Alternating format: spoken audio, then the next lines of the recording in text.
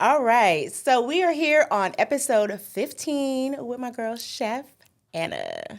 How you doing, girl? What up, y'all? I'm so excited to have you on our podcast. I've been waiting to get you on here. No, thank you for having me. I'm excited to be here. Yeah, so she has been an inspiration. If you have not had her food, you are missing out because she makes it with love for show. So we're going to hop right into it as we always do. Let's go. Let us know, how did you get into becoming a private chef? A private chef. Well, I've been in the industry for like over 20 years. And I took a big break. And then I moved to San Diego for a while. I wanted to go diving back into the industry. So I wanted to get into a big city. Mm-hmm. And so I had the opportunity over there. And while just working in the industry and being, I was in charge of a couple of kitchens there. It was always like something. It was always a goal. Like, I'm gonna get out of working for someone else and going as a private chef for myself, and that's kind of like I was envisioned. Okay. Are you from San Diego? No, I'm from Fresno. From? Okay. Yeah, born and nice. raised. So you're like, okay, I'm gonna change the scenery real quick. Yeah. It was Yeah. Yeah. For sure. Okay. So let's talk about being a part of the culinary profession. What do you enjoy most about it? Well, it's I love food. So everything I do about it, it's just so much to learn. It's an evolving career. Like there's always something to learn. There's always some direction to go. There's so many different ways you can get into the culinary field. Right. And so it's just always evolving. And it's always interesting, and I guess that's that's why I consider my art is food. Absolutely, yeah. I could tell. So I went the first time I had it was at the last event. Oh my god, Was for the ranchera mami? Yes. Oh my god, it was Christmas so good. I need to get to one of the. We're gonna get into it in a minute. One of the cannabis events. I need to come to one of those because they always seem dope. It's a vibe. It's a community. I just love that about you. I see you everywhere. Just involved in the community, and I just absolutely love that piece about your whole art. Absolutely. Let's talk about the creative. So how do you choose like your pieces and your dishes? What drives the creativity? Because the different stuff I see on Instagram, I'm like, oh my god, like I'm not no chef, but how did she come up with stuff like that? It's like so creative on the dishes and the flavors that you choose. Like I remember the event where they gave you that one fruit. The Buddha's and you Buddha's just hand? incorporated it. Yeah. But I usually, anybody's around me, I always get their input. I like to pick at people's, like ideas and just get their input. I'm always asking, and then just part two, like always think about so I got the Buddha's hand. How am I gonna use that? Where can I infuse that dish or these dishes with that? And so, when I break down a recipe, I break down.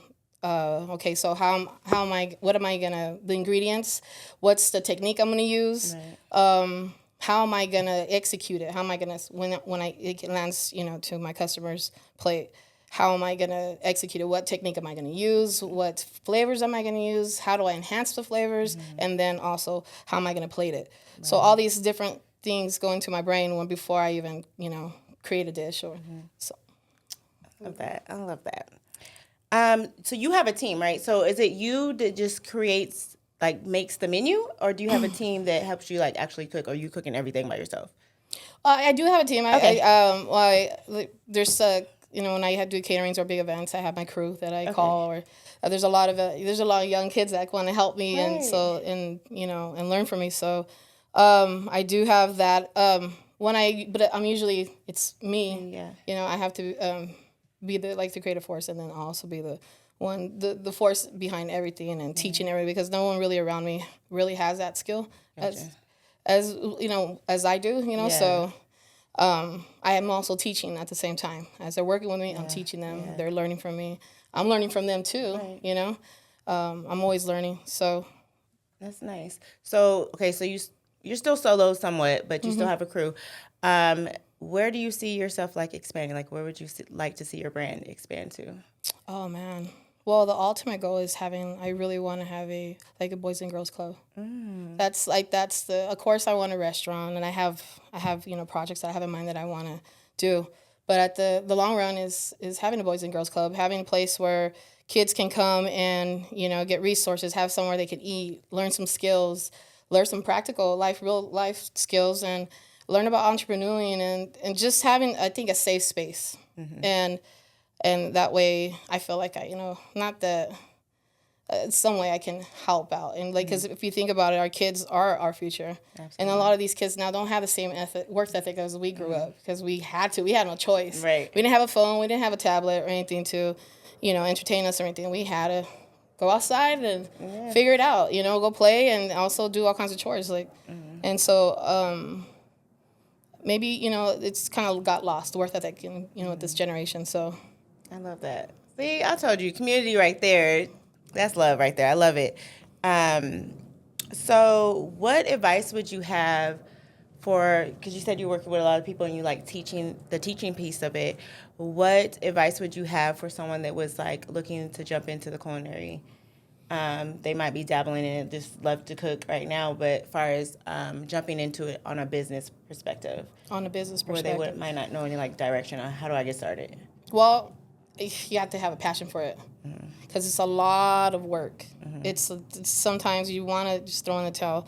It's a lot of work. So if if something is something you're passionate about, go in there and have a very have that attitude to always want to learn and be open to learn and to be able to evolve. Having the right attitude first of all. Because it's a very challenging and hard career. Yeah. So and then dive into always go. What I did a lot is when I went to San Diego, I went to go and I went down to Tijuana and took some classes there and just dived into these restaurants just to taste and toured it and just traveled a lot. Go into your craft, learn it and be also when you're opening your business is even though you're not fully secure what you want to do or you sometimes you feel insecure about oh, should I do it, should I not do it, just go for it, just be fearless. Absolutely. Yes. With the culinary, I don't know, I know it's different in different states, but do they have to get some type of certification or something for it to own a restaurant, or it's just permit wise and stuff like that? Permit wise, you also have to have serve safe, where the proper things to do, for temperature and safety and safety, food handlers, food safety. So you have to know all that, and then running a kitchen is different than just having a business. You're working for yourself. You're gonna do things your way. You don't have to take no one's orders, but running a restaurant or being part of establishments is a whole different. You have to follow the procedures, and it's a whole different ball game. Yeah. Absolutely. Meal prepping. Let's talk about meal prepping. I see that you offer meal prep. How do you choose your meals? Do people make requests, or are you I'm gonna put this out, I know that my people gonna love this? Well, I right now I have a very basic menu because I think proteins, I think, it's a lot, you have the small portions. I think clean protein, I think veggies, green, right? So, and then I do carbs. And so it's really simple. The only thing I try to master is in the flavors and on the meat, the chicken. You can grill a chicken today, and then tomorrow is gonna be all dry, right? And it's just gonna taste like cardboard. Right. So what I do a little different technique where I sous vide the chicken so it can tenderize, and then the whatever marinade I have it in, it's gonna absorb it. So in a week you eat that meal prep, it's still gonna taste good. So right now I'm just starting slow with it. And just trying to, because I also too, I want to incorporate using macros and calories and all that. But also I have to, get into it also and, go to class, take a class, and nutrition class and everything that I am planning to do. So I can learn more. Expansion. Yes, you have to. You got to keep it going. Right. Yeah. I love that. I love it. So on the let's go. I'm jumping back and forth, y'all. Okay, you know how I do. On the I want to know more about the cannabis. So how do you curate meals like that, incorporating cannabis into the meals? I see a lot of people doing it, and I know there's probably different ways to do it, deriving the plant to make sure, because I know that when I've tasted some before and it's like real, like a plant-ish. Yeah, the taste is really strong. It's really strong. So what take us through like what does that process look like for like curating a cannabis meal? So when I usually I get the infusions through butter or through oils, and it's the same source I always use, or either I make my own. Yeah. And then so when I figure out a recipe, I usually take the same route as I do regular food. Okay. It's like, okay, figure out my different components for the recipe, and then in that I figure out, okay, how am I gonna infuse it? And if I'm gonna, like in this recipe, am I gonna tear them up? Like, am I gonna start it, or I'm just gonna take it easy on them? So if I'm gonna infuse it within the sauce, or am I gonna saute the veggies with it, or something? Nice. I try to figure out. So it's incorporated, but it's not overwhelming. So most of the time when you're eating something, it's not gonna taste like weed. And you don't really like, depending on how you prepare it, depends on also how strong it is too. Yeah, like, it depends. Like I said, if I want it, like usually when I do my events and I'm going to do the first course, I'll go a little harder just to get them started. Okay. So I'll incorporate it in, like, while I'm cooking it, and then I'll incorporate it over like a sauce or something, or, grill something with it too. Nice. I love that. I got to get to an event. I think, when's the next event? On the 25th.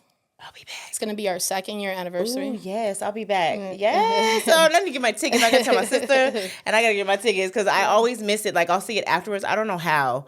And I'll be mad. I'll be telling my sister, like, girl, we missed it again. Again. It's going to be a day party. So okay, cool. Yeah. I think that's the week I come back from Tokyo. Okay. Cool. So, you were saying that you're going to be doing some traveling soon. So you are into traveling as well? Oh, my God, yes. That's my favorite part, just to go eat everywhere. I love to try the restaurants, but just the street food too. Okay. I love. So name some places that you've been to. I've been a lot of places in Mexico. So I really got to dive into Mexico a lot. I traveled a lot with my cousins, and we would go to town. So I went to Guanajuato. I've been to, Cancun, Tulum, Michoacan, and it's like I said, we dive into the food. I love, my favorite part is Baja California, and I think they have the best cuisine in Mexico. Been to Dominican Republic, and I've been since I started this. I'm gonna be honest, I haven't traveled much because it's just been working, and just getting caught up with trying to establish myself. Yeah, but it's a good piece. I always talk to when they come on here. I always say like, it's very vital to take that time. I know we'd be on like grind mode, but taking that time to yourself, because you can get burnt out real quick. And the grind mode, you just be tunnel vision, then we kind of like lose the sight of like, dang, I need to take care of myself. I need to take a break at least once a year, and I deserve it too because I've been grinding. So definitely keep that in mind. I can't wait to get back to it. Yeah, absolutely. Yeah. So it definitely probably would be easy, like once you have a team to like kind of keep the boat flowing while you on. Or be kind of scared, like, hold on, this is my baby. I don't know. No, that's the goal. Yeah, absolutely. I would definitely, that's the goal. That way I want to enjoy my life too. Absolutely. But it is to show, like, to me, is like, I want to, your gifts, whatever you learn, it's not for you just to keep, it's to you to give back, and so if I can build a team and work with one, and so that way also them, so they can have that creativity in their art and their crafts, let's go. Yes, I love it. Well, look, you aspiring out there, you better hit your girl up if you are inspired or you've been watching her. You can learn a lot. Okay, let's talk about staying. Well, you create your own, so I don't know how you would approach like staying up to date. Like, I know that social media and stuff like that is like a big influence, but do you use like stuff that you see to kind of like stay up to date or like influence? You learn from other people. You learn. You watch documentaries. Sometimes I just go to Barnes and Noble, and I just go in there and just sit there, just look at old recipes and books, and you can find everything on YouTube. Right. Usually when I'm like trying to figure out a recipe, I'll look it up on YouTube. I'll look it up on, Google. I'll look it on Instagram. I'll figure out some of my favorite chefs and how they prepared it and their technique. And then I'll figure out, like, I usually like break it down and be like, okay, I like the way he infused it in this way. And so I create my own recipe through that.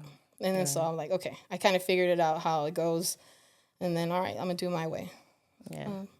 Okay. What about, let's talk about a memorable like moment. What's something that stands out to you like over your career, like something was like, dang, like it stuck with you as far as like some type of moment. You know,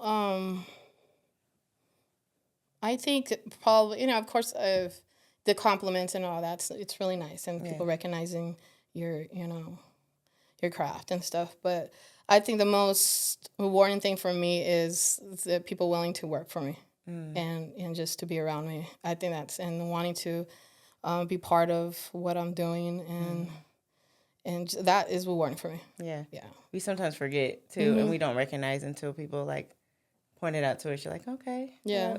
I know I get like that sometimes too. Like people would just bring up just even with this podcast, like, thank you for like creating a platform. And I'm like, oh, I just like collabing with other people. You don't recognize that like then you are impacting people because you're just doing something you love.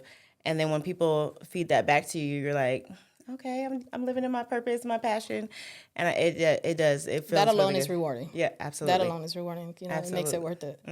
Absolutely. Do you see anything in the future for like cannabis, like the cannabis industry when it comes to infusing in food, or like any changes, like big, they can be? Oh God, that industry is just growing and growing. Like I named sweet as taboo because it's always been a taboo, you know, and now it's just becoming more and more common. It's people are being open about it. It's of course there's still a lot of things that's frowned upon, but that industry is just growing. It's one of the best industries to get into right now. Absolutely. You know, so I'm excited about how far it's gonna, you know, grow and make it easier for, you know, someone like me or, you know, other chefs or just people that want to, you know, open their businesses or be creative with it. Right. I mean, I'm looking forward to it. See what open up like some restaurants, because I know that me and my sister had went to, I'm losing my train of thought. What is it called? Artistry in LA, and they have like the food portion of it, and I was like, what? Say what? And they have that, and then they had like the infused drinks, and then I think there's like a hemp. What is the vodka that was at the event? Because that's hemp infused, right? Yeah. What is it? Highway. Vodka, There you go. Yeah. So I was like, I've just seen that. Like, I've never seen like a liquor with hemp in it. And I'm like, what? Yeah. So that's just like really over the too. years. Yeah, it is. It was very smooth. I was like, well, let me just tread water lightly because I don't know how this gonna creep on me. It creeps. Believe me. It does.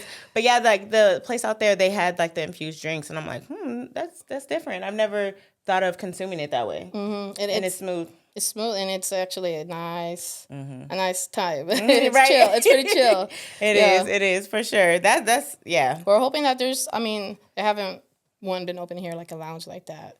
So that's something hopefully for us to get soon. Yeah, they need to come on because it took a minute for us to even get the cannabis clubs here. Because I was like tripping. I'm from Tulare, and Tulare had the one before us. And I'm like, what the hell going on? How Tulare get one before us? San Diego had one in every corner. I had so much to choose from, you know. So many all the other cities too. It's just Fresno now. Now we got more. They're starting to like, come on now. Y'all gonna tax it anyway, so you might as well just let us open it, get your little money, and everybody be happy. They tax.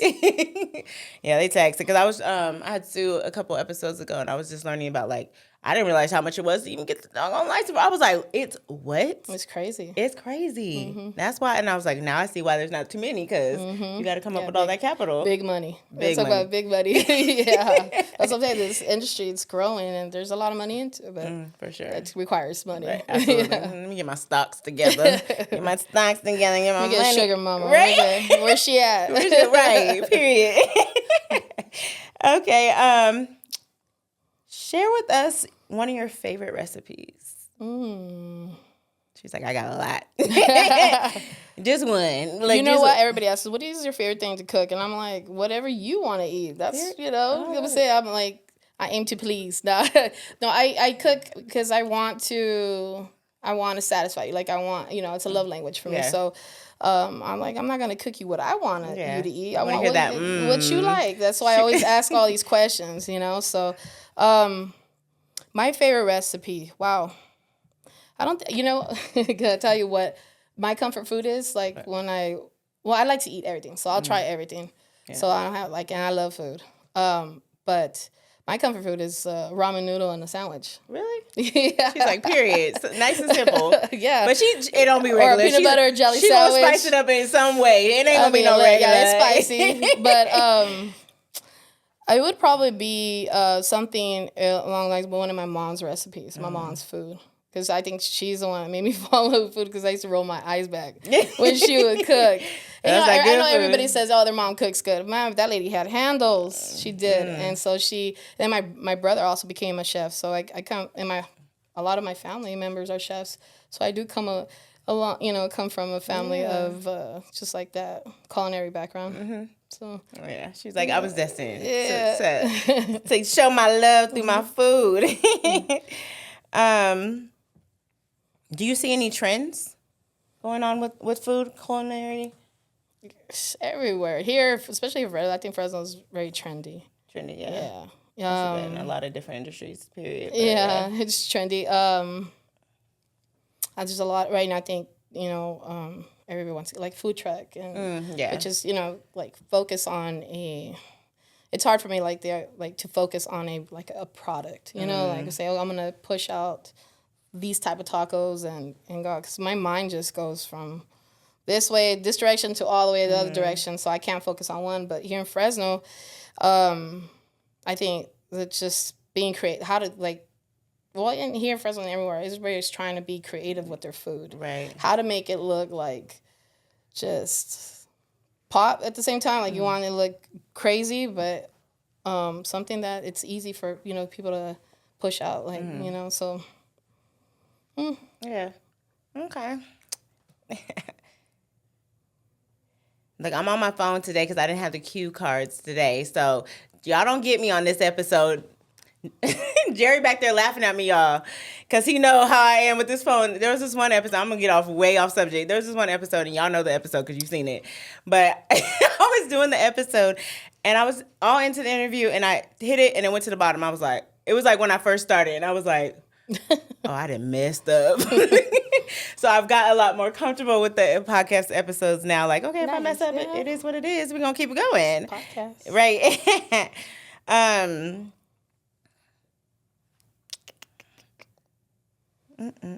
So walk us through maybe some misconceptions that other than the obvious when it comes to cannabis and regular like culinary, some misconceptions that you may come across. With cannabis? Mm-hmm. Well,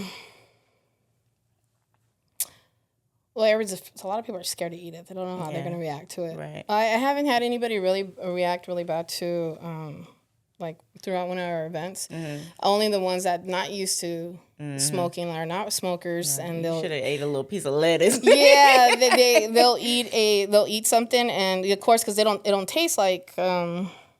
It don't taste like cannabis, so tearing it up. They tear more than one thing. They eat. You keep eating, or they keep eating. So the next 2 days, you're groggy as hell. You're like, I remember a couple of them told me like, "You almost killed me." I didn't kill you. I didn't kill you. You just ate too. You was being greedy. Yeah, and you didn't know. You didn't realize that you should have slowed your roll. I use that. Like I tell everybody, I was like, you eat to your own discretion, your own tolerance, and the only thing you won't taste the cannabis and the food. So sometimes it's tricky because you just want to keep popping. But usually, like when they go around and the girls come around and pass up the food, they'll say it's about 10 milligrams, about 20, or towards the end of the night. I'm glad you told me because my ass is greedy. My ass gonna be like, give me another one, another one, and they'll be like, roll her out. She out of here. That hasn't happened. Thank God. That hasn't happened. No. She's looking at me like, and you better not be the first. No. It hasn't happened. It's a good time. Yeah, really. For sure. Especially the way I infuse it, and then the product that I use, a lot of it takes like about 45 minutes to hit your body. Is it gonna be the same as like an edible? It's gonna be like the same thing like edible, but this one kind of A little like bit strong. makes you coast, Okay. and it's not like it won't hit you in a bad way. Like Okay. it's like where some of the new product you'll get is like they'll get you high really fast and they'll fade away. Okay, got you. They'll pick you up really fast and then You kind of fade away. This one is like just chill. You Okay, can coast cool. through. Okay, cool. Yeah.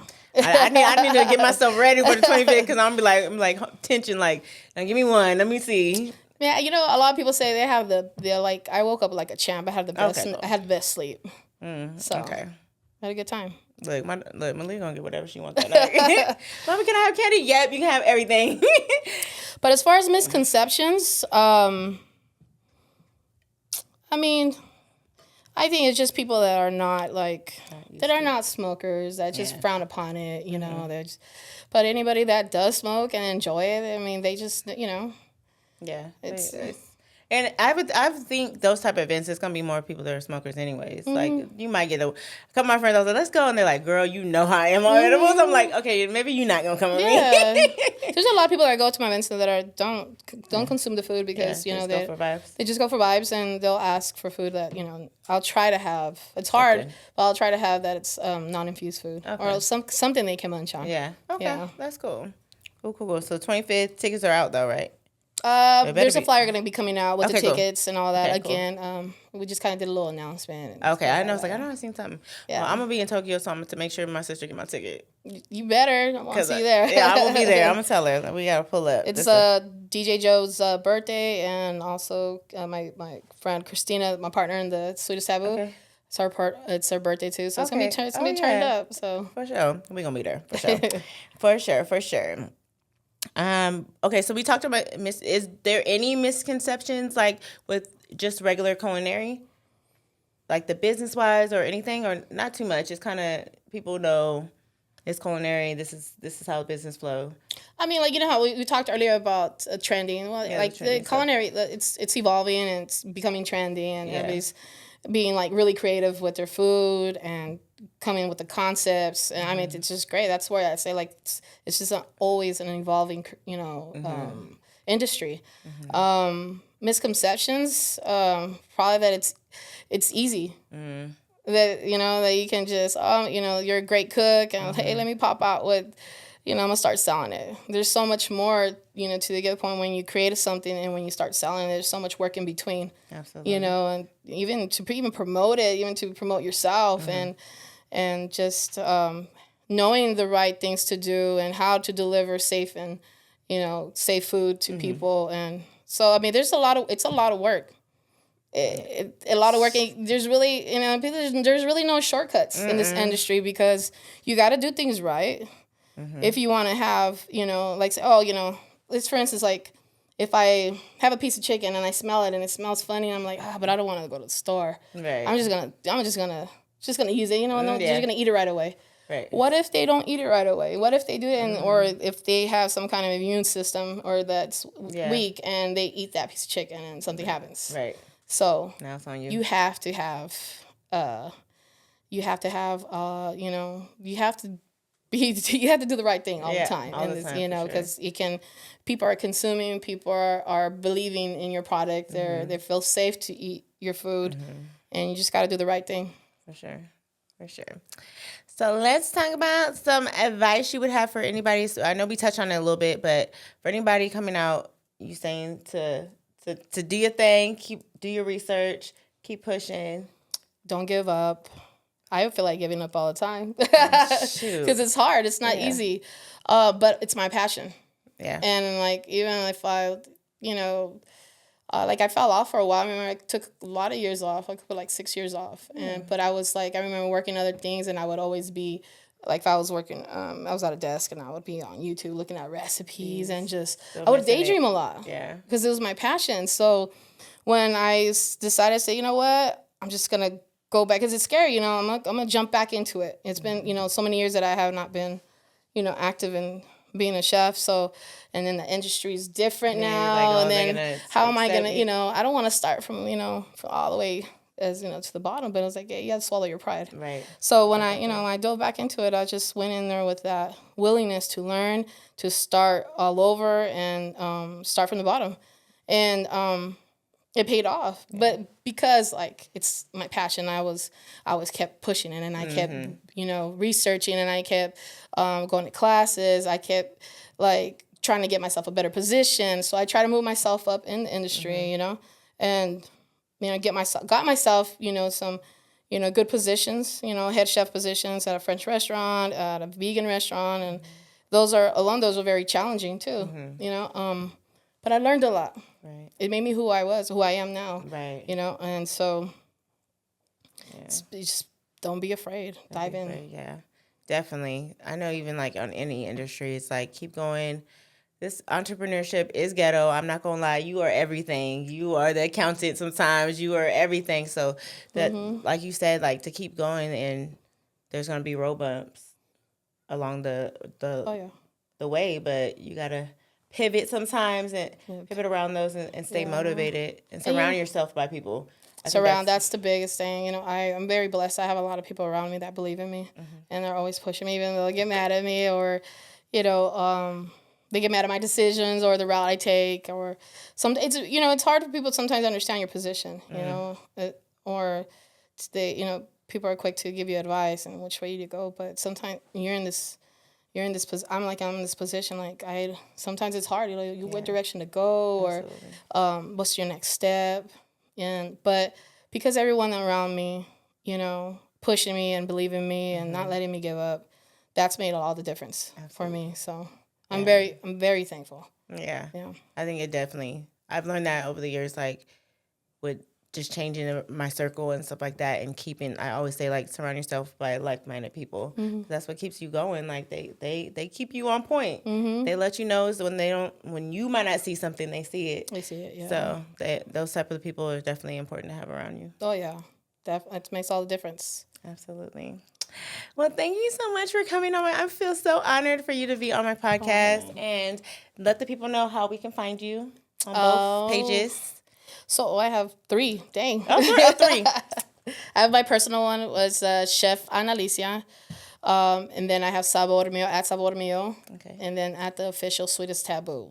Period. That's the one that you need to be getting them tickets. Yeah, the 25th, our 2nd year anniversary. Absolutely. All right. Well, thank you so much. And you will see us at the next podcast. Peace.